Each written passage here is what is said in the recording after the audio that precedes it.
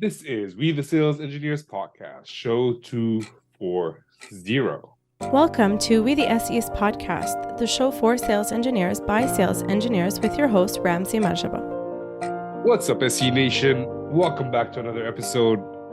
I really enjoyed my conversation with my next guest, Kyle Brown. We talk about a lot of different things. As you can see from the title of the show, he shifted industries. We do touch on that right before the not so fire round, so stay tuned till then. But we talked about a lot of different things that I found useful. Moving from a hardware-based world to a SaaS world, moving from networking to security, working with commercial, working as a enterprise, large enterprise. We cover a lot of different topics in this show, which I hope is useful to a lot of people who are trying to understand what the differences are between the SEs, because an SE working for a commercial customer is very different from an SE working for an enterprise, very different from an SE working for a large enterprise.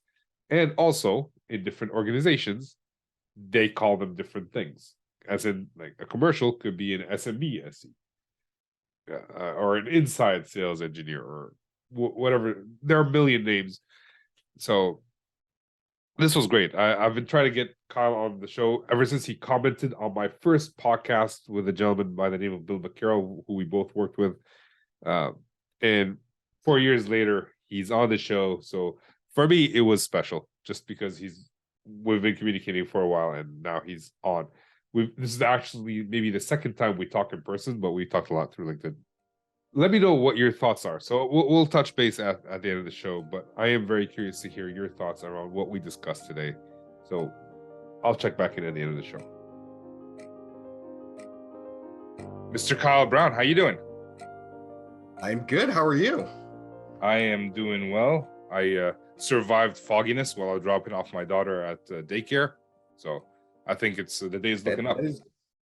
That is real good. Everybody's kids are sick these days. Ours stayed home from school yesterday. It seems like every week at least one of our 3 kids is sick. So it's going around. Yeah. I mean, yesterday our kids stayed home just because it's Canadian Thanksgiving. But today we got rid of them. Thanksgiving to you, sir. Thank you. Thank you. All right, man. So you and I kind of connected when I first started the podcast. I think I interviewed my first guest was a former person you knew or you worked with, Bill McCarroll. Yep. Right. Yep. Since then, we've been trying to get you on the podcast. 4 years later, it's worked out. So now that I've hyped it up, can you share who you are with the audience? Absolutely. I am Kyle Brown. I am a sales engineer at Zscaler in the enterprise market here in the Chicagoland area. All right. So we throw out the term like enterprise, small, medium business, commercial, whatever. What can you explain a little bit more what enterprise actually means? And yeah, we'll dig into that, I guess. Sure. Yeah, absolutely. I mean, just to throw it out there at the beginning, enterprise for us, and it just changed. It goes by the number of seats that you have. So we license by user. And so enterprise for us this fiscal year is now 1,500 users up to 5,500 users. Okay. And if it were less than 1,500 users, what would your role be? That would be commercial. So we have a commercial group, we have an enterprise group, we have a large enterprise group, and then we have a majors group. Okay. So maybe we can dig into that. As an enterprise SE, what does your role entail?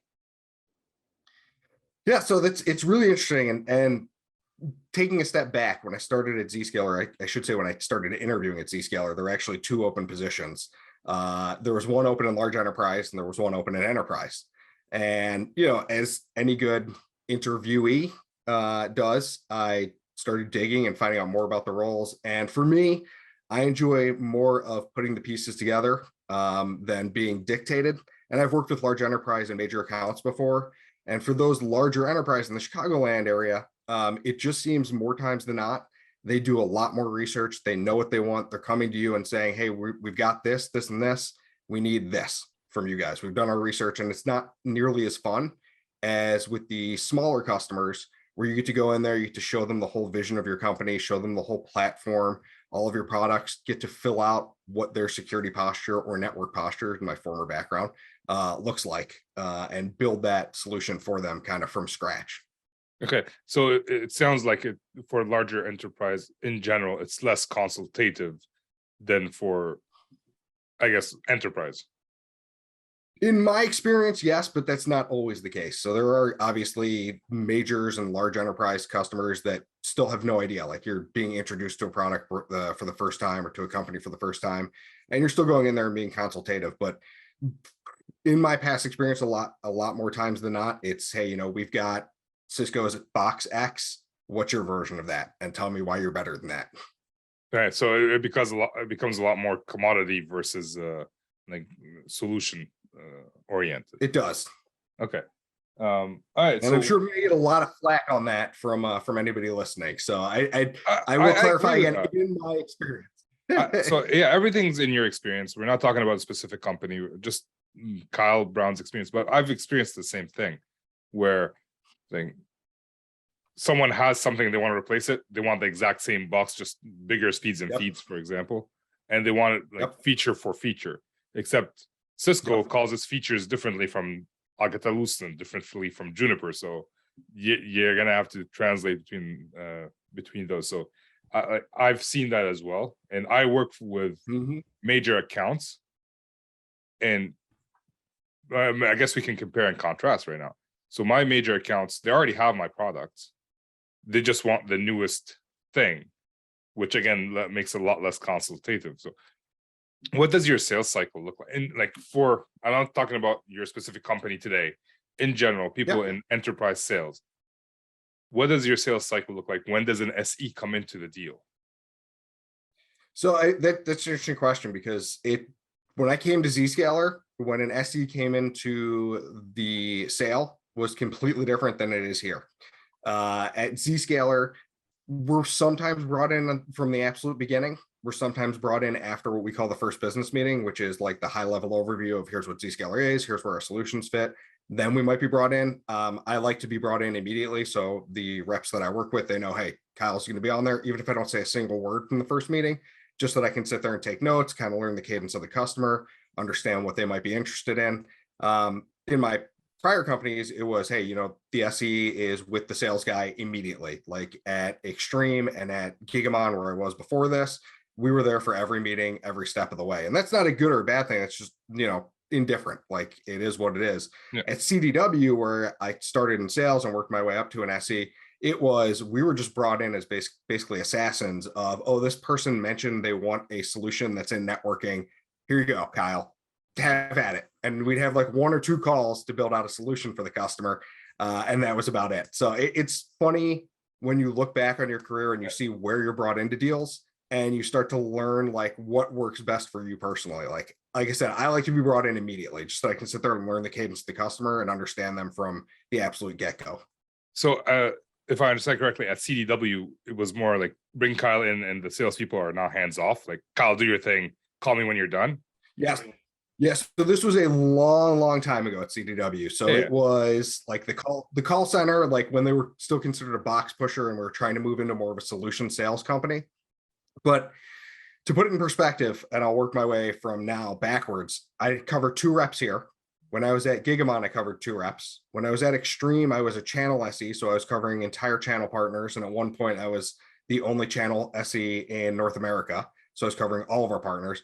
And at CDW, I had, I want to say 572 reps, somewhere between 500 and 600 reps. So there just wasn't that time to be consultative. And so it was just the nature of the business there was, okay, this customer sent an email, or the rep on the phone uncovered, hey, they said something like switch.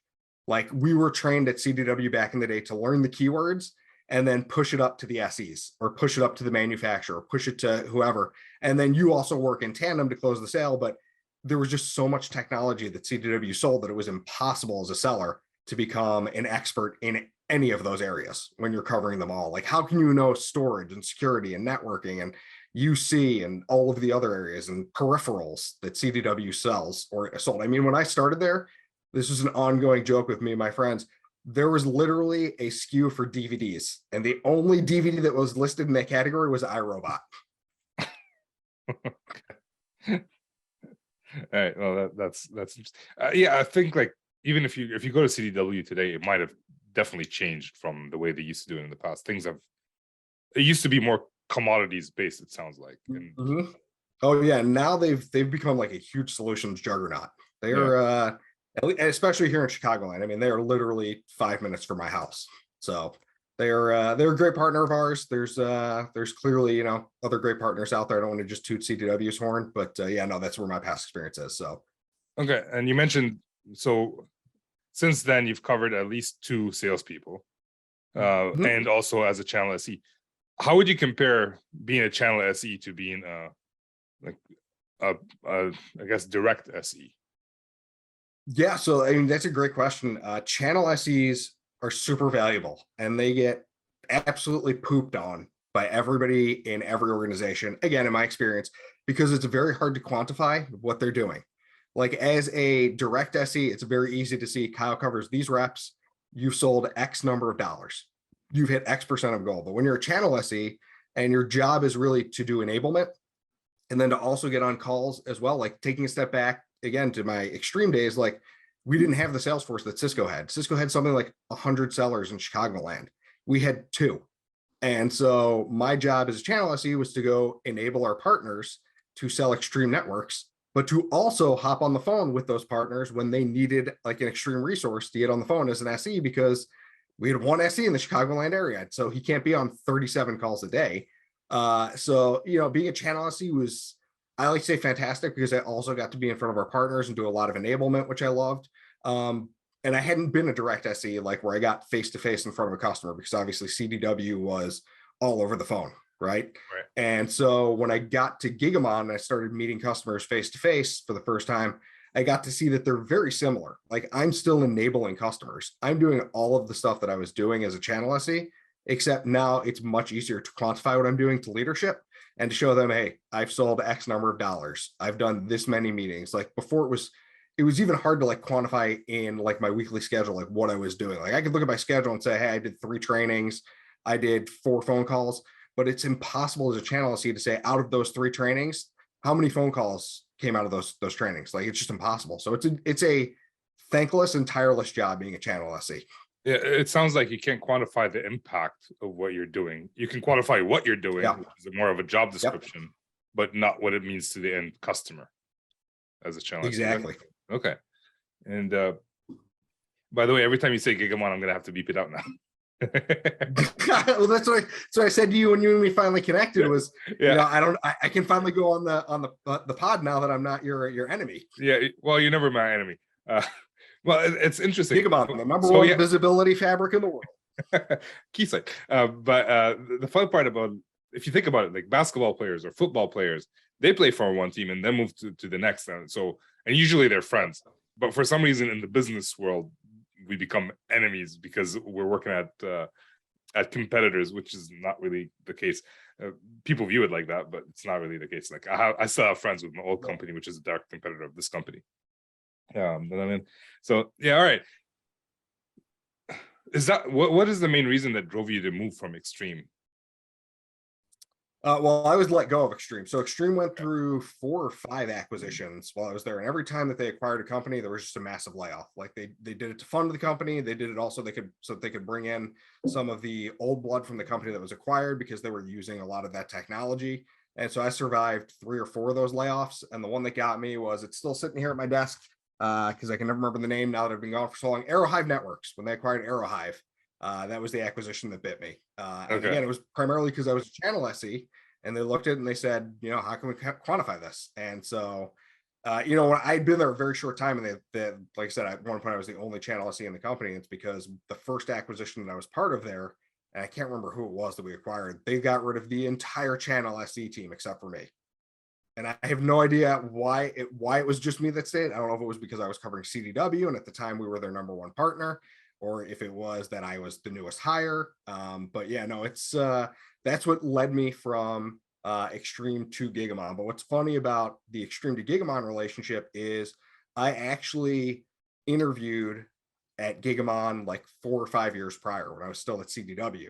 Okay. And the spot that I would have gotten had I been smart enough to get the job at Gigamon back then was my boss's job. And so when I started the interview process with Gigamon, like I mentioned, oh yeah, I interviewed X date. I still got like the email. I pulled it up. He's like, oh, that's when I got the job. I was employee 56 there. And I was like, oh, well, hey, the better man got it. And Ray Wildeboer, fantastic SE manager, still there. Like I said, employee 56 or 58, depending on who you talk to over there. But yeah, no, it's funny how intertwined our worlds are as SEs and in the technology world. Like it's a very small world. And I don't think people realize that. And I've met a lot of SEs that will burn bridges just because like that's the type of person they are.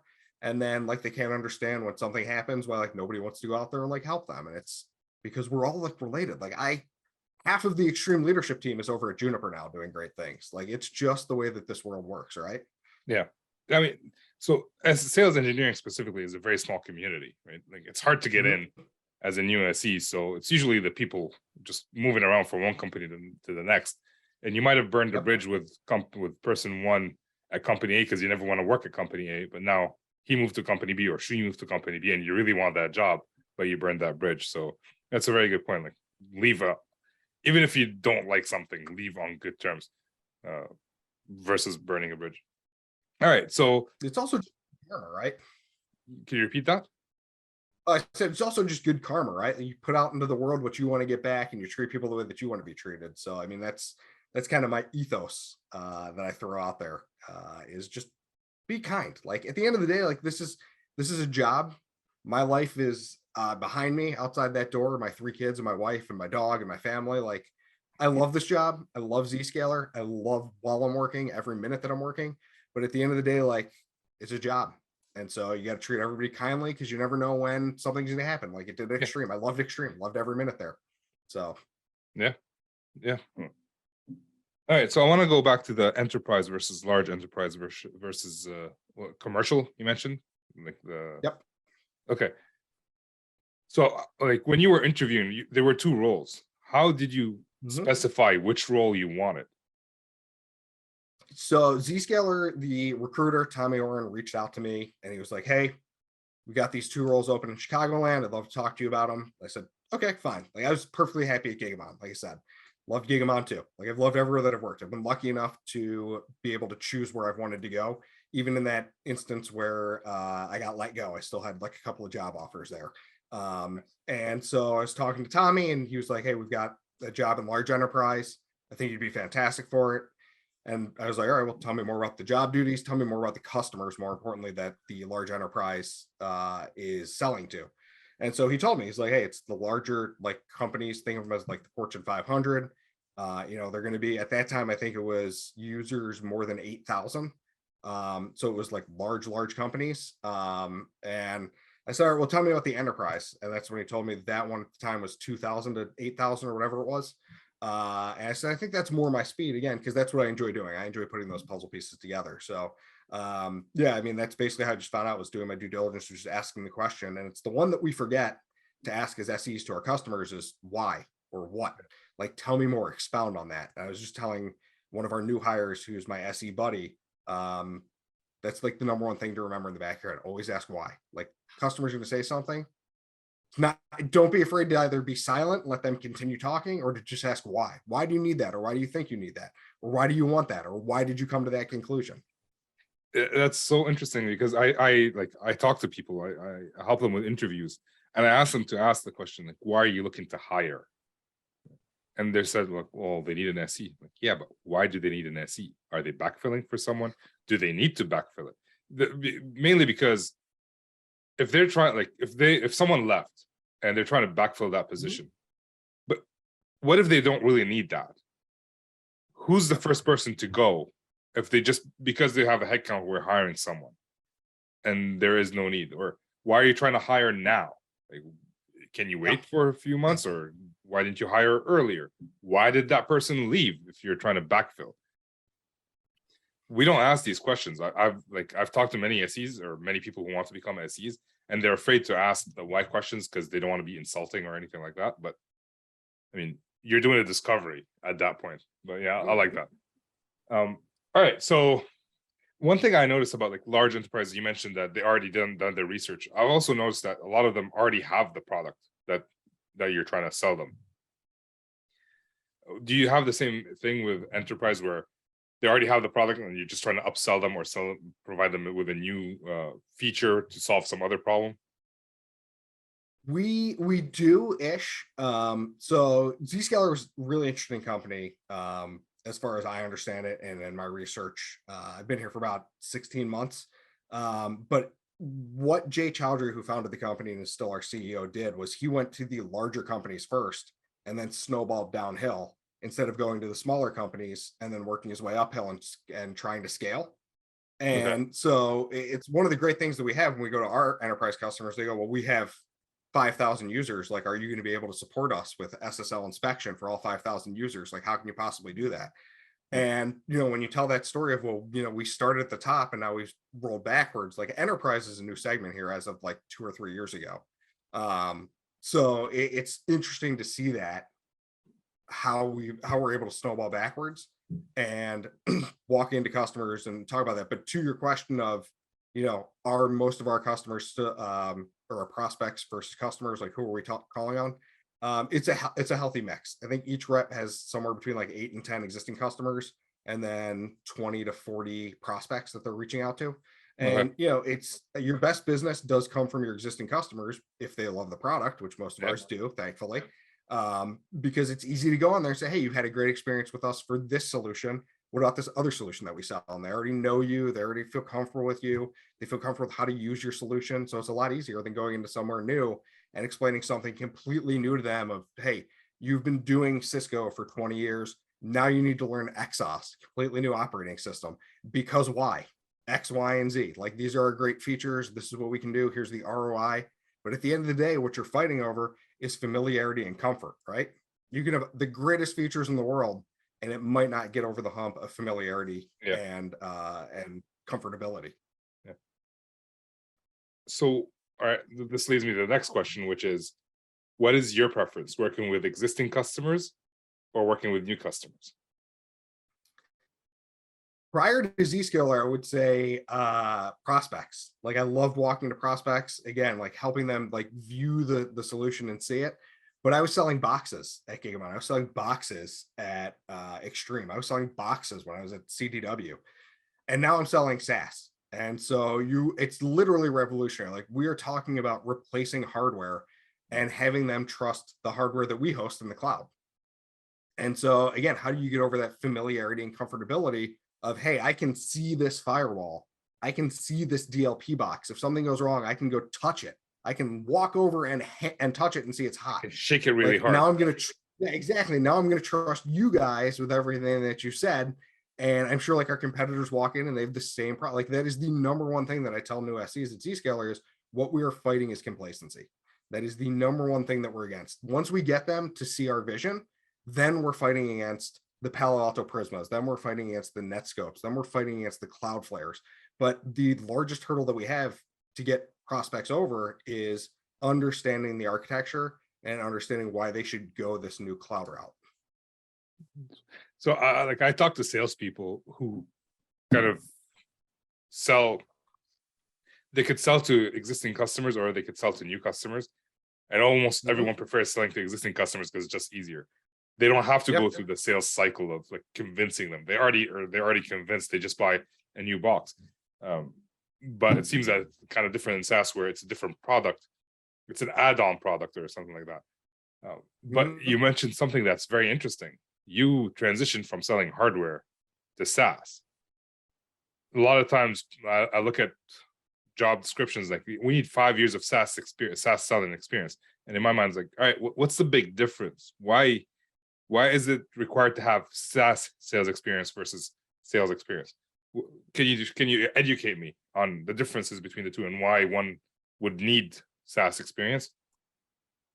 Yeah, I think like you. I don't think you need the experience. And the recruiters out there are going to hate me. The SEMs that are going to look at resumes are going to hate me when they hear this. But my dad always said, the worst thing that you can do is not apply or not ask for something, because what's the worst that can happen? They can say no, or they cannot respond. And so I look at job descriptions and I say, hey, And this is like a cultural problem too, that you see, versus men and women. They say, women won't apply unless they meet all of the requirements of a job, and men will still apply. And like, if I like the company and I like the job and I can meet like even 50% of the requirements, I apply. And it's because then I can have that conversation. If they reach out to me, great. And then I can have that conversation. Look, this is what I can bring to the table. I'm eager to learn. Like, prior to coming to Zscaler, I didn't have a lot of security knowledge. I chuckled when I left Gigamon, because I told my boss Ray that it was his fault that this happened, because Gigamon has a product, Threat Insight, which was my introduction to security. And I guess this is like a common thing in the security world, is like you get an ounce of security knowledge in your head and you just fall in love with security. And that's exactly what happened. And so, getting back to your question of, what's the difference between SaaS versus hardware? The difference is the fact that you are selling something that's not tangible, they can't really touch, that they can't see, that they have to trust. And especially for us, where we are replacing hardware, I'd imagine it's different for when you're talking about, traditional software as a service, Right. rather than solution as a service. That one might be a little bit easier to like talk about and say, hey, I sold that. But at the end of the day, like, especially as an SE, you're selling a solution, whether that's hardware, whether that's software, whether you can see it or you can't see it. Like, as long as you can articulate that you go in there and you sell solutions to customers, it shouldn't matter. Like, that experience should be moot, whether you're selling hardware or software. Did the sales cycle or the sales process change from going from selling hardware to selling software? The sales process only changed in that now there's a lot more terms and conditions, because we're dealing with SLAs. We're dealing with a lot more stuff that is on the manufacturer's side, like that we have to be responsible for. And but the sales cycle itself, like, it's the interesting thing is like Gigamon sales cycle. I think it was like 12 to 18 months was the average sales cycle at Gigamon when I started there. And they've started to become a SaaS provider too now. Like, everybody's going to SaaS, right? Yep. Whereas then I came here, and this is not typical, but I came here and we had a sale within the first 2 weeks. And granted, I was in training, so I didn't get that sale. My SE buddy did. But within 2 weeks, the new sales guy had a sale. And the new one of my new sellers, she sold something within her first month. So coming from Gigamon, where it was, hey, you're going to lay the seeds and this is going to take 18 months to sell. And it did happen. I will shout out my old seller, Dennis, who sold a massive multi-million-dollar deal about 6 months ago, which was the 18-month mark from when we first started talking to that customer. So it is interesting when you go to different places to see what that sales cycle actually is. And it depends on what you're selling, whether it's a nice to have, whether it's a need to have, whether it aligns with what they're trying to do as a company, whether it aligns with their vision, whether it can help them get from point A to point B, or if it's a point A to point C product. It's really interesting to see how sales cycles differ at different companies and different products. And just to clarify, that the person who got the sales in 2 weeks, that's the entire sales cycle. It's not like they joined the company that someone was already selling. No, they started and ended it in 2 weeks. Okay. We had one last week that it was one phone call, and the guy was like, sold. Okay. So in terms of, well, this is kind of interesting, because when you're selling hardware, usually they're pricier, you have bigger deals, and it could be between a few hundred, like my smallest deal is a couple $100,000. It can go up to a couple $1 million. I can't imagine it being the same in terms of software. Is it the same, or like could be? It can get real pricey, especially in large enterprise when you're talking about those seats. Like in enterprise, like we've got like $1 million deals that happen. We're probably more often than not in the 6-figure deals, sometimes in the high 6 figures.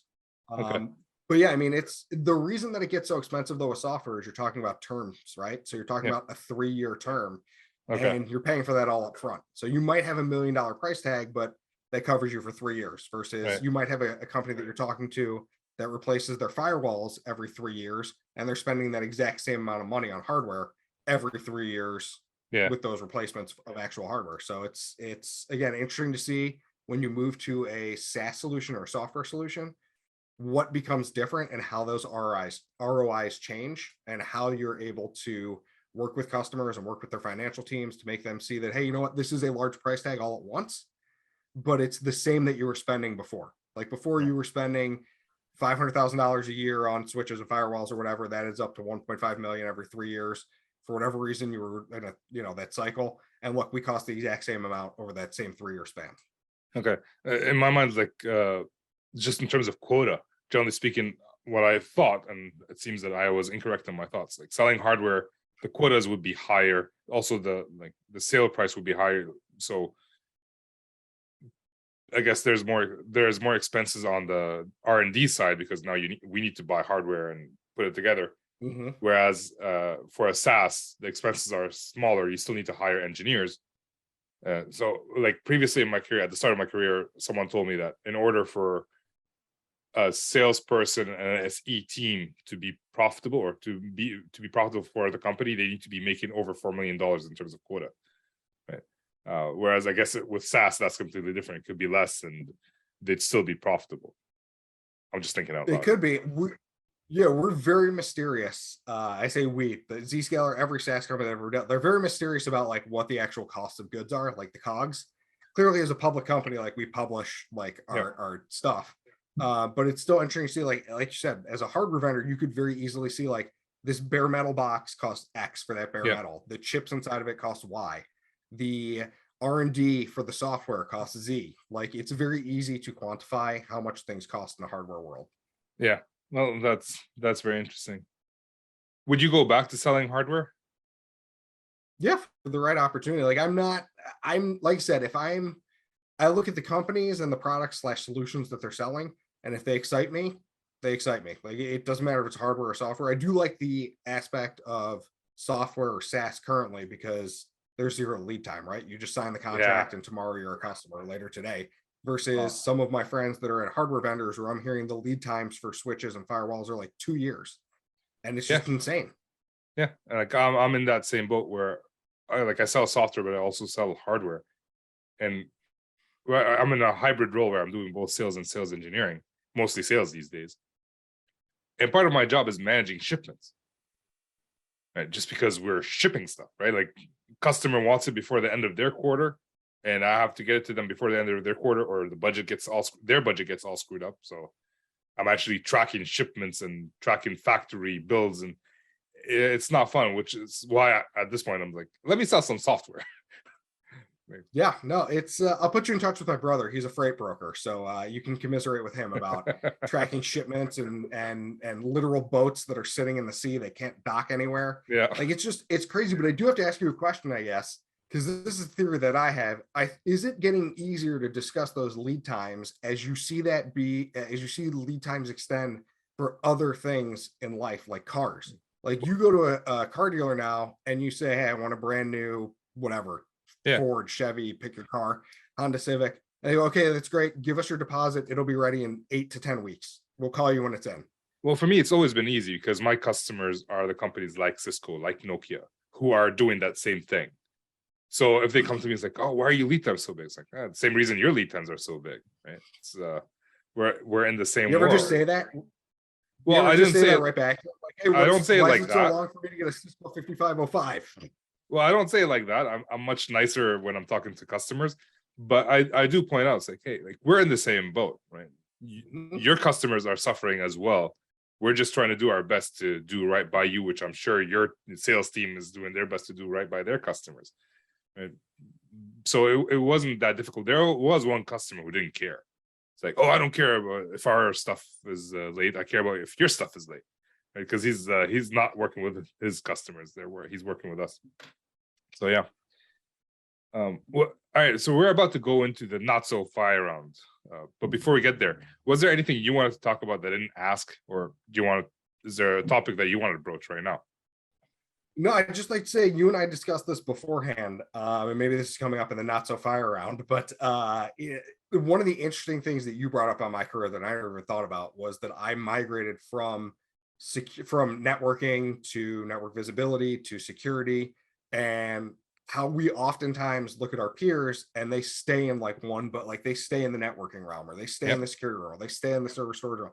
And you asked me how I did it. And I didn't think there was anything like revolutionary to it, or like anything abnormal to it until you and I had the conversation. And I just want to say to anybody listening, like if you want to go out there and move from networking to security to networking, or move different technologies, like you can do it. Like what drives all of us SEs is that we crave knowledge and that we will go out there and we will learn. So Yeah. again, when you articulate in the job interviews, like, hey, I've sold solutions, I've sold X, Y, and Z, you articulate, hey, I had no knowledge of Gigamon before I started at Gigamon. I couldn't tell you what network visibility was necessarily. I didn't have the knowledge of SSL before that. And I told them in the interview, hey, I am eager to learn. You show me something, I will read what I can read on, I will listen to what I can listen on it, and I will learn it and I will do it. And so I just would say to anybody out there that's like afraid to make that leap to a new technology, go for it, man. Like absolutely go for it. It is totally worth it if your heart is in it.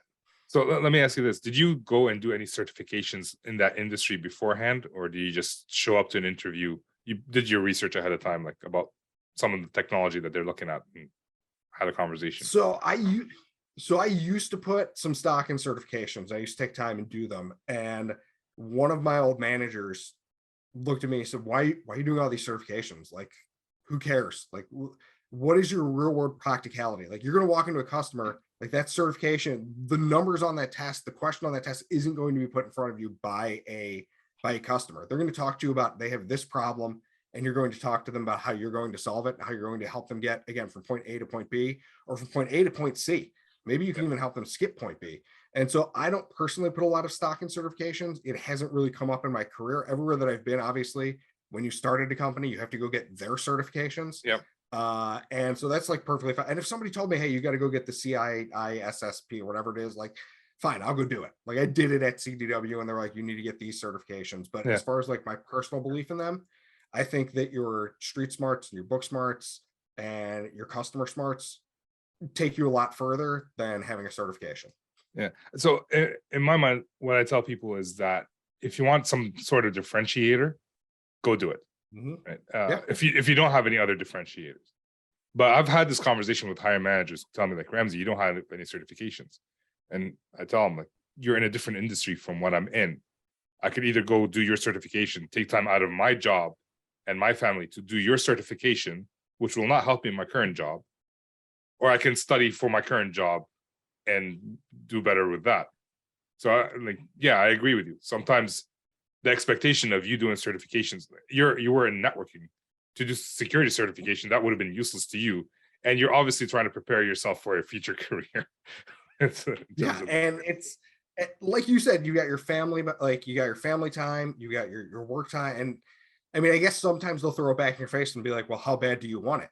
Like, do you want this bad enough that you want, like, and my answer to them would be, I will get the certification after you hire me, because then it becomes relevant to the job that I'm doing. But I've done all this research into your company. I've done all this research into your solution for the job interview. I know what you guys sell. I know X, Y, and Z about you guys. I know how to talk about this. Like that, again, that certification, what's that going to help me when I walk into a customer and they start talking about their real world problems and how your solution, Mr. Manufacturer, is going to help them solve those problems. Well, this brings up another topic. If you're brand new and you want to break into sales engineering, you can do some certification. But if they throw like it's how like, hey, how bad do you want it? How bad do you want me?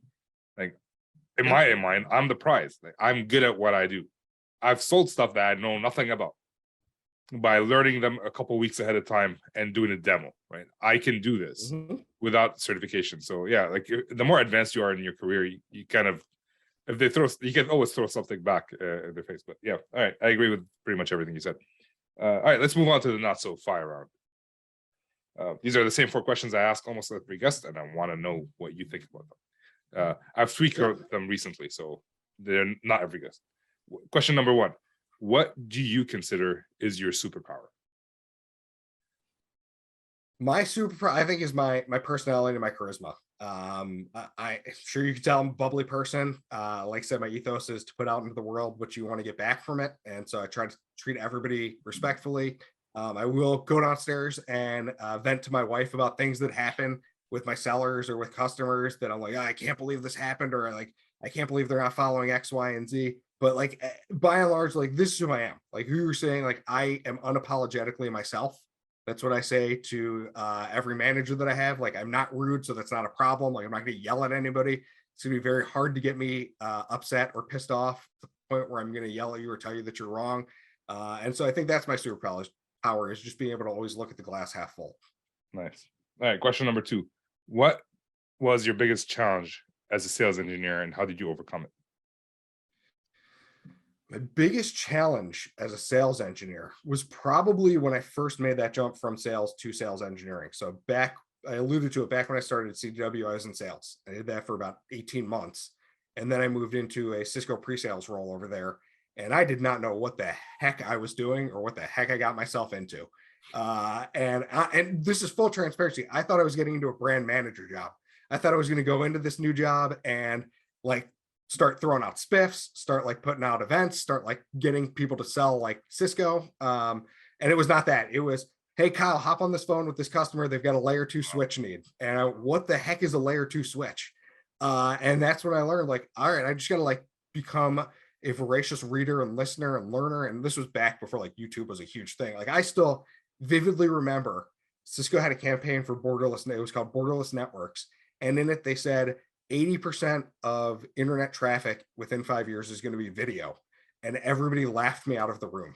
And this was, I don't know, like 2009, 2010. And here we are, like like video everywhere. Yeah. My TV downstairs is direct TV streaming, like everything is video over the network.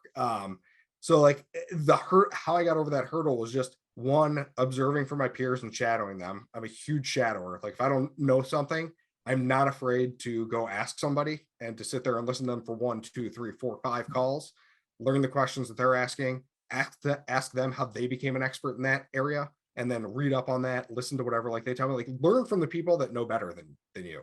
Like that's how I've gotten over my hurdles, is find the people that are smarter than you and learn how they got to become smarter than you, and then just mimic them until you're smarter than them or even with them.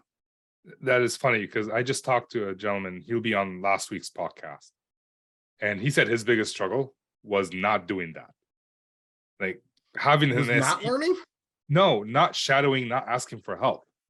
Like he had an SE team. Like he said, the biggest hurdle he had to overcome was using the SE team, who was actually there being very helpful to him, but he wanted to do everything himself because he thought he wasn't allowed to ask those questions. And it wasn't until like he absolutely had to get someone on the call where he learned like, oh, I can actually shadow people, I can learn from them. So from his perspective, he thought that he couldn't do all that because we're adults and we're supposed to take care of everything ourselves. But in the SE world, that usually leads to failure. It's interesting, right? And there are SEs out there that think that they can do it all and want to do it all, and they want to hold their sale in their hand like this baseball and not let anybody else touch it or anywhere near it. And I mean, that's just not the way that I like. If they can sell and they're successful like that, my hands off and my props to them. Like I'm just not that guy. Like there are very clearly areas, and I will tell customers like on the phone, I'll be like, hey, I'm by no means the expert in this area. Here's what I do know about it. Let me get back to you in 20 minutes, 24 hours, whatever it is, and get you that information, or get one of my peers who knows a lot more about that on the phone to help out with that. Like the worst thing that you can do in this world is lose alone. Like you have, no matter where you're working, you have a team of peers around you that at the end of the day, if I make a sale, it benefits my buddy Raja here in Chicago. It benefits Scott in California. It benefits everybody in the company because that's another dollar that keeps the lights on, right?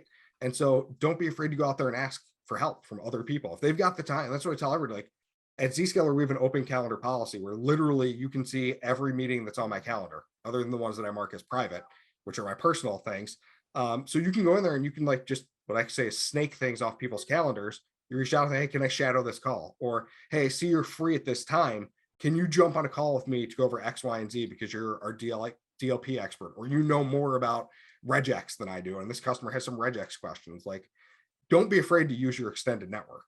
There is a saying, if you want to go fast, go alone. If you want to go far, go with like a team or friends. I butchered the saying.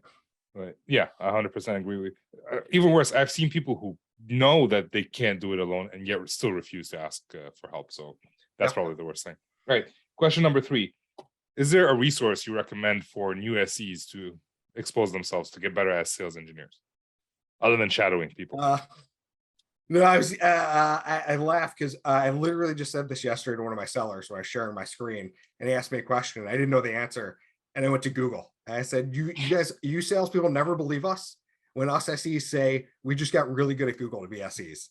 So there's a ton of useful resources out there. We the Sales Engineer is one of them. Learn how other people have been successful. Hat tip to you, Ramsey. Thank you. There's the PreSales Collective that has classes that will teach you how to be SEs. YouTube videos on whatever area you want to get into. Like I said, find something that stokes your passion and then just go learn all about it. And then the reason that I shadowed people was so that I could learn, one, how they talked about it, but also two, so that I could see how customers talked about it, because that's like I suffer from like anxiety. And so when I got into this role and they finally let me live, like the whole time in training, like I was like, okay, I understand the product, I understand the solution, but what am I going to do when a customer actually asks me a question that I don't know? Yeah. Like what's going to happen? And you don't know what questions customers are going to ask until you've seen it. So that's what I was doing when I was shadowing. It was more learning what questions are going to be asked so that I knew how to respond to them or how to pivot away from them. I was once asked on an interview, like, how well do you know Linux? And my response was Google. That's how well I knew Linux. Right. I once had a job interview where in the job description it said, doesn't matter if you don't know anything about this, we will teach you. And so I got through like the recruiter and I got into like I talked to the hiring manager and he's like, how much knowledge do you have on this? And I said, absolutely none.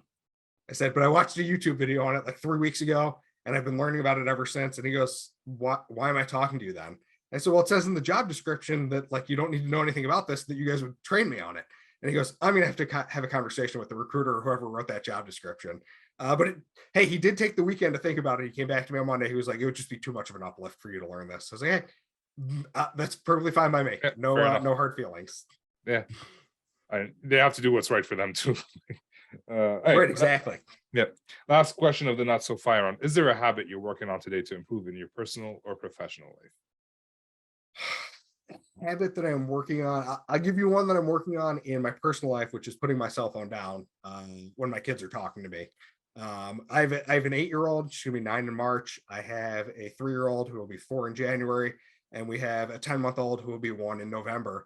And it's a lot. And sometimes we'll just want to zone out to TikTok or Spotify or a podcast or watch one of my shows instead of watching Dora the Explorer for the 900th time or YouTube Kids.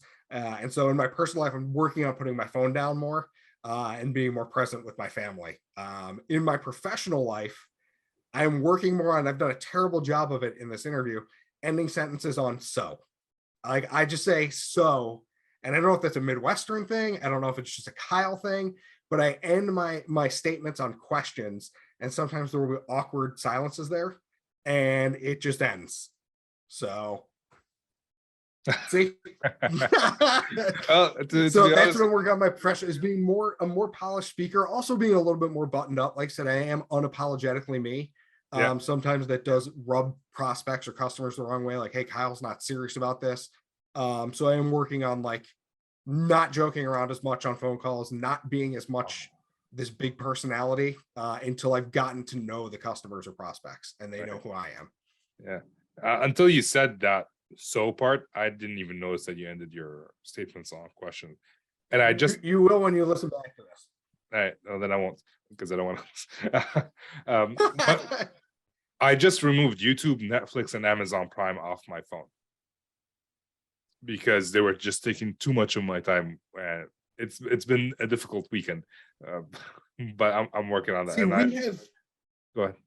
We have like our main living room where we all hang out, and so like that's where like the kids hang out and watch their shows, and so like I can't do that because like all my kids and my wife hate sports. Diehard Eagles fan, diehard Cubs fan, huge Phillies fan, like just a huge. So like I'm constantly watching my sports on my phone when they're watching their shows, and they know that. And like it's not like I like have to. It's like I get mad when they interrupt like my sports or my shows or anything. But it's just, hey, maybe stop doing that as much, Kyle. Like it's understandable when it's your sports, but when it's like just a random show that you could be watching while you're on the elliptical in the basement before work, like just put it down, man. Yeah, no, I we don't get the chance to sit together for over TV. When they're watching, we're probably doing dishes or something, so we don't have that problem. But I do have the problem, like if I went to the bathroom, I guess that's too much information. But anyways, let's end this on a good note. Where can people reach out to connect with you, Kyle? You can hit me up on LinkedIn. I respond to just about everybody except for recruiters, and that's no hate against recruiters. It's just I'm very happy in where I'm working. So I have no need to even respond to you. And there's just so many of them. Like it's so hard to respond and be like, I'm very happy. Like, thank you for reaching out, blah, blah, blah. You can reach out to me on LinkedIn. You can reach out to me via email, kabrown23@yahoo.com. Please don't send any spam. Please don't sign me up for anything, guys. Yeah, I mean, just find me in the real world. Like I've got a Twitter handle. I think it's Giga Kyle. But it's just honestly, it's just tied to like the corporate thing that they set up where you can automatically set up tweets. So you'll notice when I was at Gigamon, it was nothing but Gigamon tweets. Now it's nothing but Zscaler tweets. So I don't really monitor what's coming in from that. But yeah, I mean, LinkedIn is always the best place, or I am part of the PreSales Collective. You can find me on there. Reach out to me. I've helped a few people through the interview process, just like I'm sure you have, Ramsey. So yeah, find me. I'm more than happy to talk to anybody that wants to talk as long as I've got the time. Nice. Thank you, Kyle, for your time. I really appreciate it. Thanks, Ramsey. Loved it. Thank you guys for listening. I hope you enjoyed the show. Again, I think you would, but I would love to hear from you if you did. And if you didn't, I would love to know why not. What about this show did not provide enjoyment, I guess. So yeah, let's just leave it there. If you're looking for, if you're currently trying to transition to sales engineering, reach out to me. Check out the newsletter because I have a lot of information in there, and also there's a how to write an awesome resume on the show. There will be a link on the podcast for this episode as well. So check those out, and I will see you next time. With that, I'm signing off.